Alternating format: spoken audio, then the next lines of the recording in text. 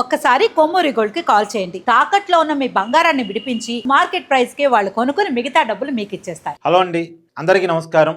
Iran versus America Israel యుద్ధంలో రాబోయే 24 గంటలు చాలా కీలకం. గత 3 రోజులుగా చాలా పెద్ద యుద్ధాన్ని మనం చూస్తూ ఉన్నాం. ఇరాన్ మీద అమెరికా ఇజ్రాయిల్ దాడి, అమెరికా స్థావరాలు పెట్టుకోవడానికి అవకాశం ఇచ్చినందుకు గాను గల్ఫ్ దేశాల మీద ఇరాన్ దాడి, ఇరాన్కి సపోర్ట్గా వచ్చినటువంటి కొన్ని ముస్లిం దేశాల మీద ఇజ్రాయిల్ దాడి, లెబనాను ఇలాంటి కంట్రీస్ మీద, ఇవన్నీ మనం చూస్తూ ఉన్నాం. వీటన్నిటిలో కీలకమైన పరిణామం అందరూ మాట్లాడుకుంటున్నటువంటి ఒక విషయం ఏంటి అంటే, ఈ యుద్ధంలో ఇరాన్లో ఉన్నటువంటి స్కూల్ మీద క్షిపణి పడి దాదాపు 165 మంది పిల్లలు చనిపోవటం, 165 మంది బాలికలు చనిపోవటం, అది అందరినీ బాధించింది. సో ఏది ఏమైనా నష్టం చాలా తీవ్రంగా ఉంటుంది. యుద్ధాన్ని వీలైనంత తొందరగా ముగించాలి. గల్ఫ్ దేశాల నుంచి కూడా ఒత్తిడి పెరుగుతూ ఉంది.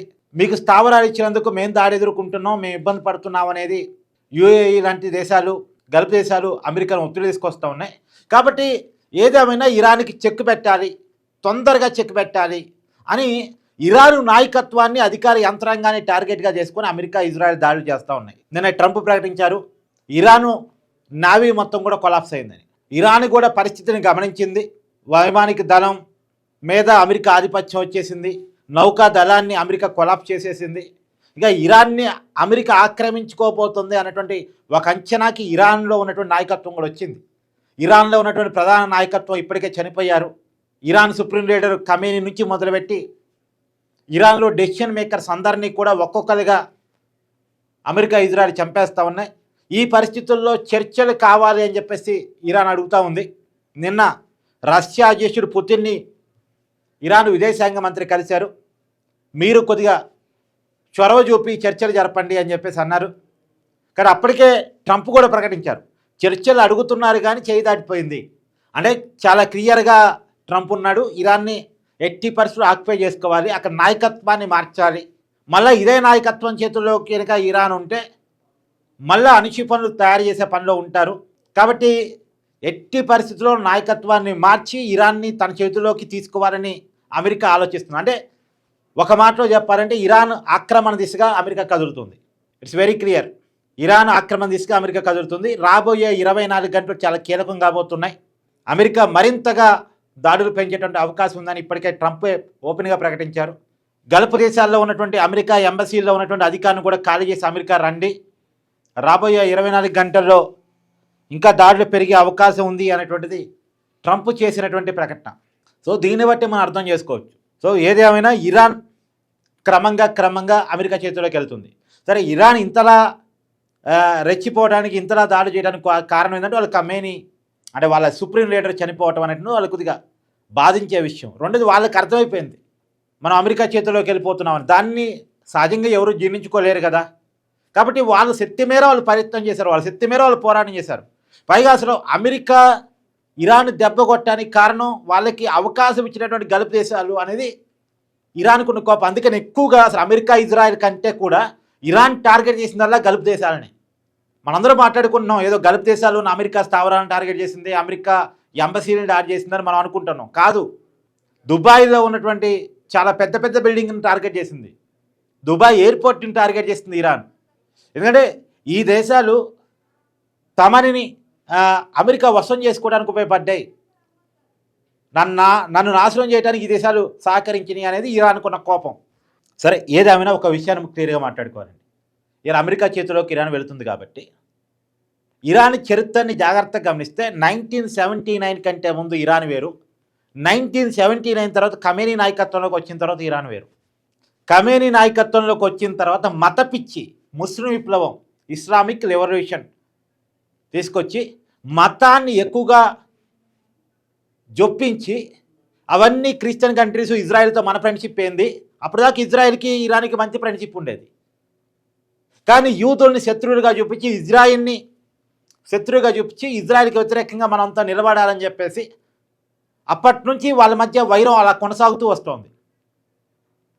ఇస్లామిక్ కంట్రీస్ వర్సెస్ క్రిస్టియన్ కంట్రీస్గా ఒక వివాదాన్ని మార్చాడు.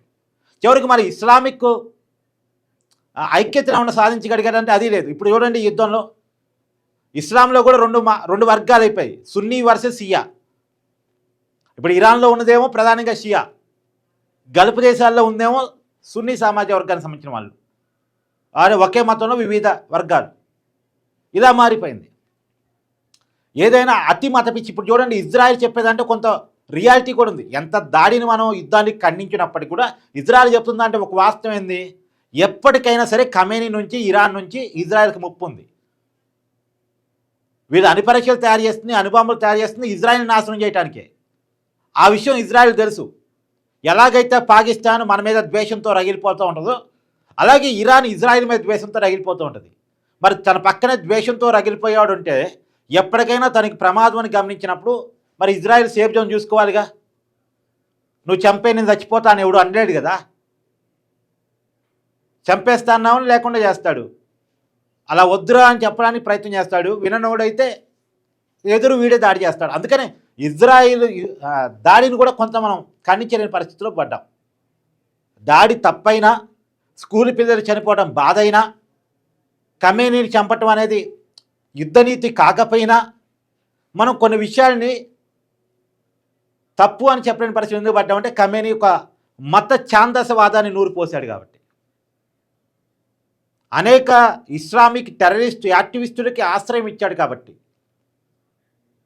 వాళ్ళతో చేతులు కలిపాడు కాబట్టి, వాళ్ళకి ఫండింగ్ చేశాడు కాబట్టి ఇది తప్పు కదా. మరి దీన్ని ప్రపంచం ఖండించాలి కదా. మరి కాకపోతే అలాంటి దేశం అనేటువంటి పాకిస్తాన్ అంతకన్నా పెద్ద దేశం, మరి ఆ దేశాన్ని ఎందుకు ఉపేక్షిస్తున్నారని మనం అడుగుతాం. అంతే మనం అడగగలిగిందల్లా ఇరాన్ విషయంలో మీరు తీసుకునే చర్యగా ఓకే, మరి పాకిస్తాన్ సంగతి ఏంది అంటే మీరు ఇరాన్ మీద ఉగ్రవాదం అని దాడి చేశారా, లేదు వాళ్ళ దేశంలో వనరులు ఉన్నాయని దాడి చేశారా? అమెరికా ఉద్దేశం ఏంటి?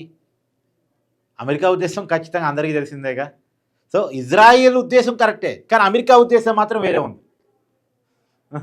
మరి అమెరికా నిజంగా టెర్రరిజానికి వ్యతిరేకమైతే పాకిస్తాన్ మీద కూడా దాడి చేయాలి.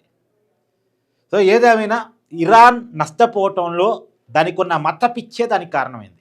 ఆ మత పిచ్చే తోటి ముస్లిం కంట్రీస్ కూడా ఇరాన్తో తోడుగా లేకుండా చేసింది. ఇప్పుడు ఒక విషయం మాట్లాడుకుందాం రియాలిటీగా. ముస్లిం కంట్రీస్ అయినటువంటి యూఏఈ కావచ్చు, సౌదీ కావచ్చు, ఆ దేశాలు ఎలా డెవలప్ అయ్యాయి? అతి మత పిచ్చితోటి ఇరాను, ఇరాకు, ఆఫ్ఘనిస్తాను ఎలా తగలబడ్డాయి, పాకిస్తాను. రియాలిటీ మాట్లాడుకున్నాం. అందుకనే మతం ఉండాలి, ఎవరి మతమైనా వాళ్ళకి ఇష్టం ఉండాలి. అది ఎక్కడి వరకు? మన ఇంటి వరకే. బయటకు వచ్చిన తర్వాత మనం మతం కాదు, మనుషులం. అది గుర్తుపెట్టుకోవాలి. అది గుర్తుపెట్టుకోకపోతే నాశనం అయ్యేది మనమే. గుర్తుపెట్టుకోండి, నాశనం అయ్యేది మనమే. మనకి మతం అంటే ఇష్టం ఉండొచ్చు, ఆ ఇష్టంగా పెట్టుకోవాలి, అంత పిచ్చిగా మారకూడదు. ఆ పిచ్చిగా మారింది కాబట్టి ఇవాళ పాకిస్తాను జనం అడక తినే పరిస్థితులు ఉన్నారు. ఇరాన్లో ప్రజలు ప్రభుత్వం తిరుగుబాటు చేస్తే, ఇప్పుడు నిజానికి ఇరాన్ మీద ఇజ్రాయెల్ దాడి చెప్పినా, అమెరికా దాడి చెప్పినా అక్కడ ప్రజలే దాడి చేస్తారు. ఇప్పుడు బంగ్లాదేశ్లో చూస్తున్నాం మనం, ఏమన్నా గవర్నమెంట్ సరిగా ఉంది అక్కడ, పరిస్థితులు సరిగా ఉన్నాయి అక్కడ. సో మతం ఎప్పటికైనా మనిషిని ముంచేసింది. Thank you.